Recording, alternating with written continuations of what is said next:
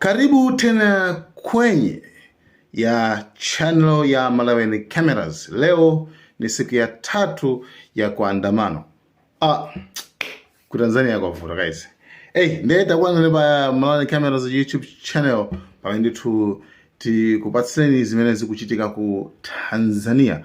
Pamene ku Tanzania pakati pano leo ndi tsiku la number 3 ndithu tidakali ndithu kupanga mademo, tikuchita mademo, ndipo sikuli bwino yayi magalimoto ena amene amauda anthu Malawi madutsitsa yes through Tanzania ndithu aphwanyidwaso. IT ndithu yabwino nje kuphwanyidwa ndithu baneba baneba una Tanzania why anyway pano pakali pano tikuti anthu ndithu akupanga mademo akupitiliza kupanga mademo pamene pali mixed emotions komanso anthuso ndithu ayamba kupanga attack even anthu amene ndithu akusapota makamaka mbaye amene Samia Suluhu Hassan chifukwa pali zinthu zingapo. One pali Diamond amene tikumudziwa kale amene Diamond naleo amene Diamond anthu amopyeza akunena kuti iye ndithu afuna anthu akaphwanye ku studio kwake Wasafi komanso iyeyo kunyumba kwakenso ndithu akuti akamugumulira pamene iyeyo amatulutsa ma statement osonyeza kwauza anthu kuti kodi ino muona ngati zinthu zingayende mongokhala yayi ino muzilimbikira ntchitoka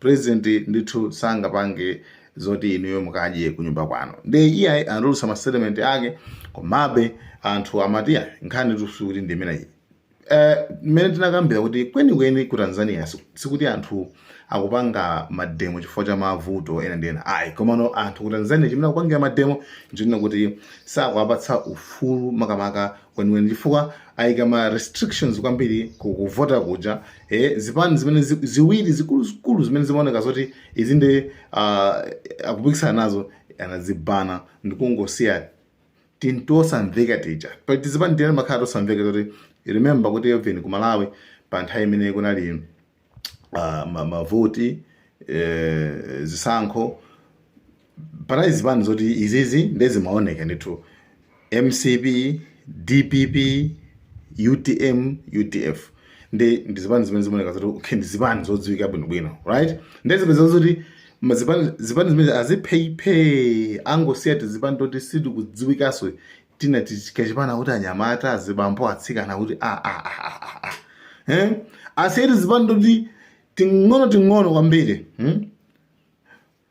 so that's what they did kungopha zipani zimene zikudziwikaso ndikungosiya tinthu tosatchuka toti anisakutidziwaso mukudziwa ndi pa list pa zipani zina zoti even ineso simungatchwe dzina olonso president wakatabwera pa simungamuloze kuti kuti amene ndi wachipani chanja amene simungamuloze so iwaja anangopha zimene amaona zoti mokuti zoti izizi tipikisana kupha zipani zimene ziyazo kuti izizi sizingapange nawo contest kapena kupikisana nawo ndi anthu ndithu komanso issue yomapanga abduct anthu kumawaba anthu ndi kumawapha zimene zozo zimene zimakamaka zimene zapangisana kuti uwu ulamuliro chani wankhaza. So that's what is happening in Tanzania. Sikuti nkhani ikhoza ndi economy imene kuti ndi mavuto ambiri mmene topangira ife Malawi no that's not the case.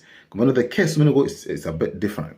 So anthu ndithu mpakana nakaphwanya ku airport kwa asilikali ku polisi konse kosiyana anthu ndithu kumene akuchita zinthu ndithu akuphwanya akuyatsa moto ku Tanzania kumeneko.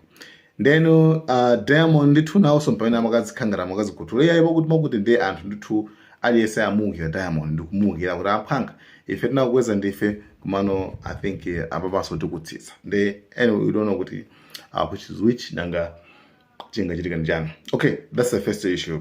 And the second issue imene ili kumene ndithu mukuona ndithu asilikali anthu amba ukatchola story ya asilikali mavala za polisi right za polisi ndikumapanga zawonso komanso issue ina ndiona kuti patuluka asilikali wina mmodzi amene wataona papa yenda mno wamba kwa uzazi zako akulu muona bwanji tingolanda dzikoli banje tingo we should take over muona banje ndisanaonongeke nde msilikali ameneyo siri kuzoti when the dust settles kuti fumbi likapanga settle down fumbi zosaize robo zikatha msilikali amene siri kuzoti alandira zotani koma zakha kuti zatheka fundo yakeyo makhala so successful koma akha kuti sizinatheke ndikuti kutheka so ameneyo so ndithu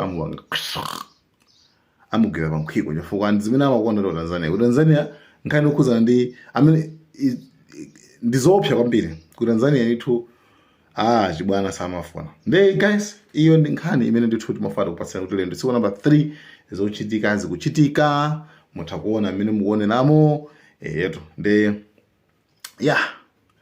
that's it siri kudziwa komano pakadali pano sitingapange confirm kunena zoti palibe main source ina iliyonse imene ikusonyeza ikunena kuti Mai Samia Suluhu Hassan kuti atuluka mdzikomo athawa kapena ali kuti palibe ripoti lotsimikiza pa nkhani imeneyi ngati zingakhalenso kuti muna zachitika kuti muna wake athawa ngambika ndikuti nafeso ndithu tiuzanenso pana kuti munthu chamkulu charo waona kuti sigwira anthu vota kwambiri chifukwa pakadali pano mademo makhala osautsa kwambiri mademo especially ngati ka Gen Z ka generation ka Gen Z kamene makhala koopsa kwambiri kakangamba mademo eti zithu zomakhala nzovota by the way mukutha kuona kuti kune power kuja pano president kuthawa kutuluka mdziko right ku Madagascar pano president sotana thawa robacha athawa ku France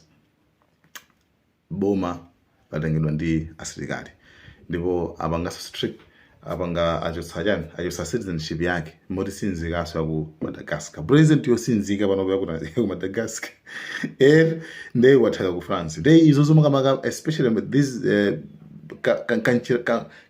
kanchitidwe kamasiku anowa kana upya kwambiri kungopanga mademo eti sakumatha bwino unless mupange cooperate mvale bwino ndanthu acho koma mukakhala munthu nosimbweza moto plus kwadulira internet apanga muzoonatu we just pray for the peace kuti kukhale bata ndi mtendere komanso zofuna za wanthu na zichitike monga mmene aliyese amafunira guys.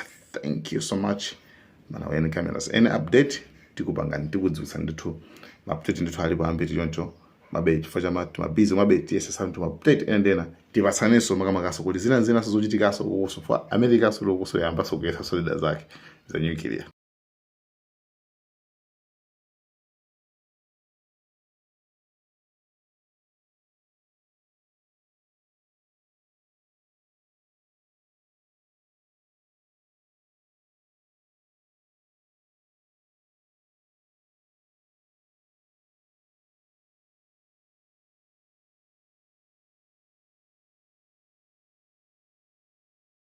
Wanajeshi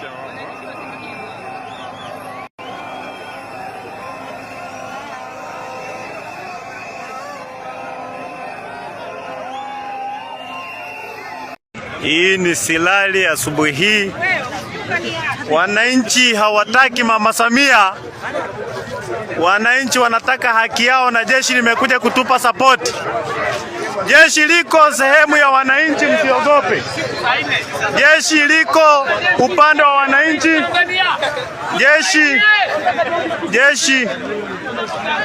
Jeshi liko upande wa wananchi, msiogope. Wanajeshi tunawapenda sana. Wanajeshi nyie ni ndugu zetu. Sisi tunawapenda sana. We love our country. Tanzania ni nchi yetu, hatuna nchi nyingine. Kwa hiyo sisi hatuna shida kabisa na nchi yetu. Sisi tunatetea utekaji. Tunatetea mambo ambayo yanaendelea. Tunahitaji demokrasia ya haki. Tukimtaka fulani ndo huyo ndo tunamhitaji. Hatutaki sisi mambo ya nyunyinyi wala nywenywenywe. Hawatasikia nyunyinyi. Sisi hatuna fujo kabisa. Sisi wanajeshi wetu tunawapenda sana. Hatuna nyunyinyi wala nywenywenywe.